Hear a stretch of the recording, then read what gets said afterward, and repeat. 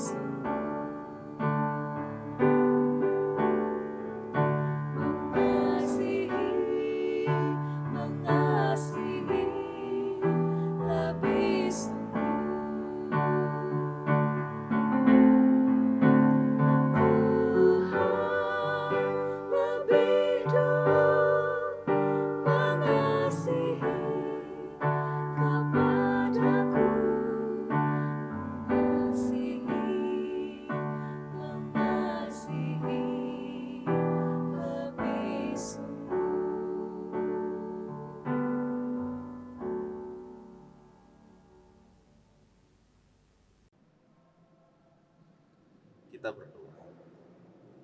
Kasih karunia dan damai sejahtera dari Tuhan Allah Bapa dan dari anaknya Tuhan Yesus Kristus kiranya menyertai kita sekalian. Amin.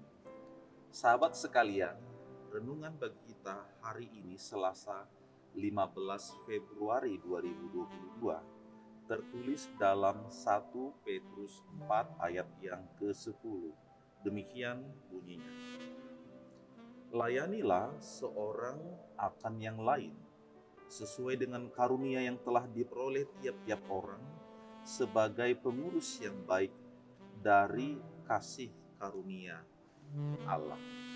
Adapun judul daripada renungan ini ialah hidup yang melayani Tuhan. Sahabat firman Tuhan yang terkasih, sungguh amat indah firman Tuhan yang baru saja kita dengarkan. Mengapa? Sebab diawali dengan sebuah kata yang begitu indah, yaitu yang mengatakan layanilah. Kalau berbicara tentang layanilah, berarti bukan untuk diri kita sendiri. Maka perenungan yang amat dalam saat kita mendengarkan firman ini adalah, sudahkah kita melayani orang lain? Atau jangan-jangan kita masih asik kepada diri kita sendiri? Atau yang kita layani itu adalah diri kita sendiri? Ternyata Bapak Ibu Saudara-saudaraku sekalian, hal penting bagi seseorang untuk melayani itu adalah bagaimana seseorang itu menyelesaikan segala hal-hal yang terkait dengan hati dan pikiran seseorang itu. Lalu kemudian dia bisa melakukan suatu aksi atau bentuk perbuatan kepada orang-orang yang lain yang ada di sekitar. Coba kita cek diri kita masing-masing Bapak Ibu Saudara-saudara. Sudahkah kita melayani orang lain? Atau seperti yang dikatakan tadi, kita masih asik berkutat di dalam diri kita sendiri? Sebagai salah satu contoh yang amat sederhana sekali adalah, sudahkah kita bisa menghargai sesama? Di mana hal menghargai yang dimaksud di sini bukan hanya sebatas ketika kita senyum, lalu berbalas dengan senyum dari orang lain.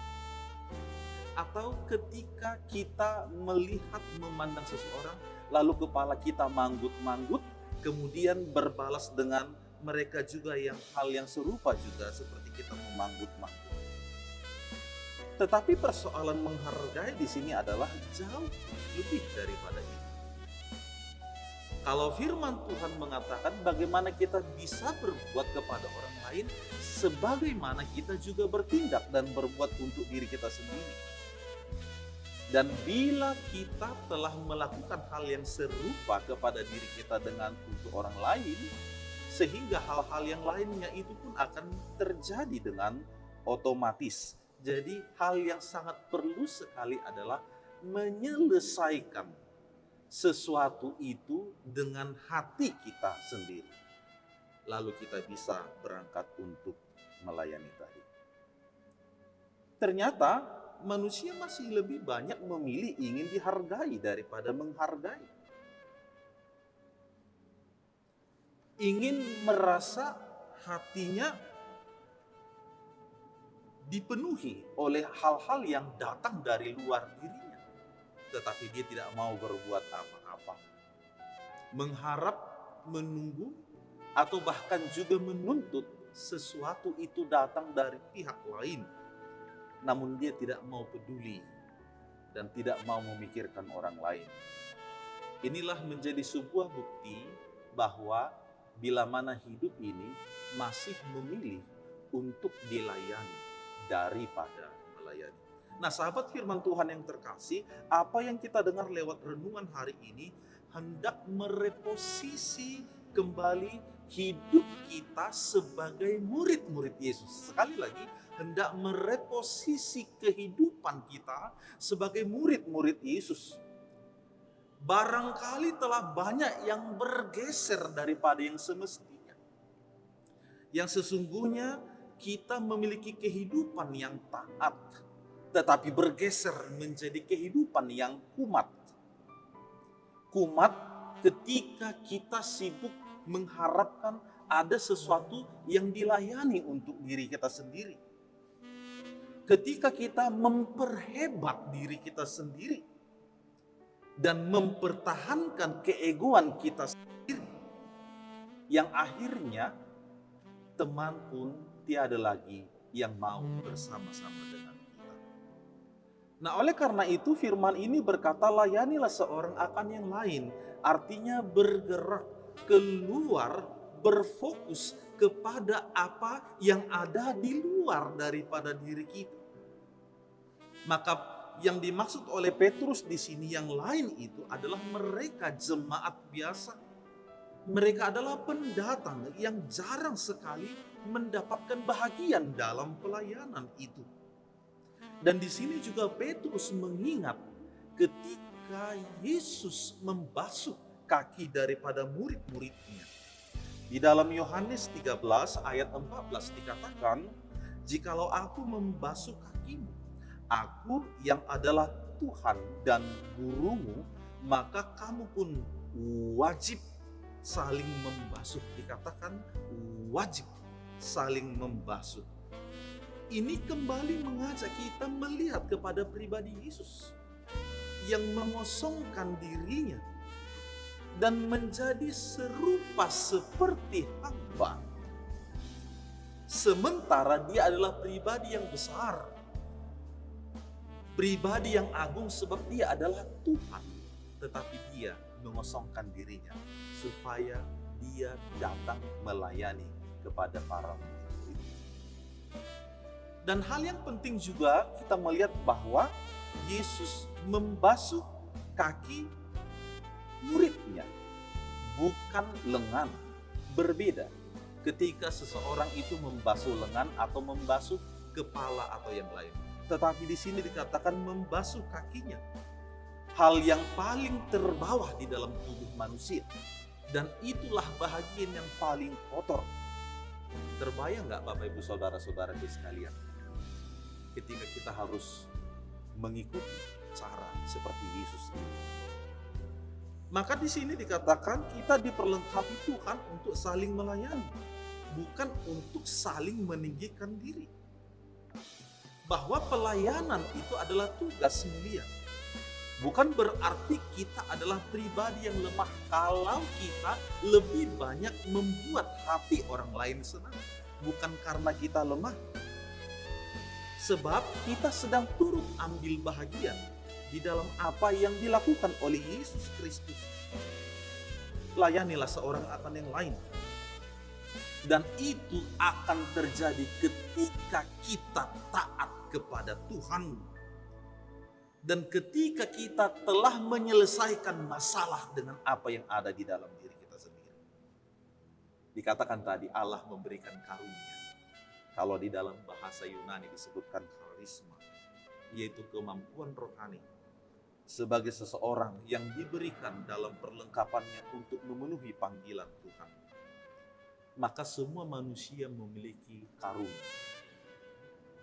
Kalau kita baca di dalam ayat-ayat yang berikutnya, ayat 11, bahkan hal berbicara. Ketika seseorang berbicara, itu juga karunia. Sehingga seseorang itu berbicara sebagaimana ia sedang menyampaikan firman. Bukan yang dimaksud dia sedang berkhotbah, tetapi perkataannya adalah berasal dari sumber pikiran yang bagus dan sehat. Sehingga perkataan itu juga memberikan kehidupan, menyejukkan bagi orang-orang yang ada di sekelilingnya. Sehingga kita tidak membayangkan karunia itu kepada hal-hal yang besar. Ternyata kepada diriku dan kepada diri saudara sekalian, dimulai dari hal yang kecil itu.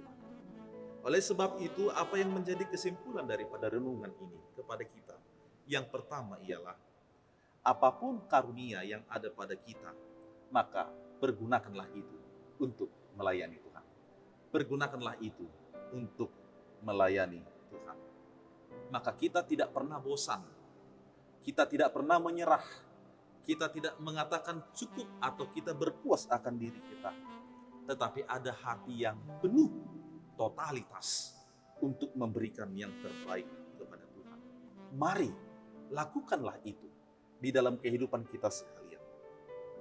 Saudaraku, saya mau mengatakan motivasi kepada saudara sekalian. Meskipun kebaikan saudara tidak dihargai oleh orang-orang lain, tetapi jangan pernah menyerah. Jangan pernah menyerah. Melakukan kebaikan yang sama sekali tidak dihargai oleh orang lain, itu jauh lebih mulia daripada kita tidak melakukan apa-apa. Melakukan kebaikan yang sama sekali tidak dihargai oleh orang lain, itu jauh lebih mulia daripada tidak melakukan apa-apa. Inilah yang pertama sekali yang hendak disampaikan firman. Yang kedua, hiduplah untuk melayani Tuhan. Suatu yang amat indah sekali, kehidupan kita untuk melayani Tuhan. Dikatakan dalam 1 Korintus 10 ayat 31, jikalau engkau makan atau minum, atau jikalau engkau sedang melakukan sesuatu yang lain, maka lakukanlah semuanya itu untuk kemuliaan Tuhan. Sering sekali sesuatu yang kita anggap baik itu kita begitu memaksa keras dan getol sekali. Tetapi apakah arti yang baik itu di dalam hemat dan pandangan kita? Kalau kita di sana telah mengabaikan beberapa perintah dan firman Tuhan, dan tentu itu tidak menjadi suatu hal yang membawa kemuliaan di nama Tuhan. Dan yang terakhir, yang ketiga, marilah saudaraku sekalian, kita lebih penyayang di hati, lebih berpikir positif, lebih penuh hormat dalam bertindak. Inilah yang harus kita wujudkan dalam hidup. Karena Tuhan pemelihara orang-orang yang baik. Selamat beraktivitas. Tuhan Yesus memberkati kita. Ya Tuhan, Bapa kami yang di surga, terima kasih ya Tuhan untuk pagi hari yang indah. Engkau memberkati kami, menghantarkan kami di dalam kebaikan dan kemurahan. Dan kini kami telah disegarkan lewat renungan ini. Hidup yang melayani Tuhan, hidup yang melayani orang lain sebagai bentuk cinta kasih kami terhadap Kristus dan wujud iman kesetiaan kami kepada-Mu. Maka mampukan, kuatkanlah agar tidak melihat kepada diri kami sendiri, agar tidak berpikir egois, ingin menang sendiri, tetapi biarlah kami juga bisa menghargai orang lain sebagaimana yang Engkau telah perintahkan kepada kami. Berkatilah seluruh saudara-saudari kami dimanapun berada yang sedang mendengarkan renungan ini. Kiranya kehidupan mereka senantiasa dituntun oleh anugerah kemurahan. Di dalam nama Yesus kami berdoa. Amin. Anugerah Tuhan kita Yesus Kristus dan kasih setia Allah Bapa dan persekutuan Roh Kudus menyertai saudara sekalian. Amin. Selamat beraktivitas Bapak Ibu Saudaraku sekalian. Tetap menjaga kesehatan. Tuhan Yesus memberkati. Horas.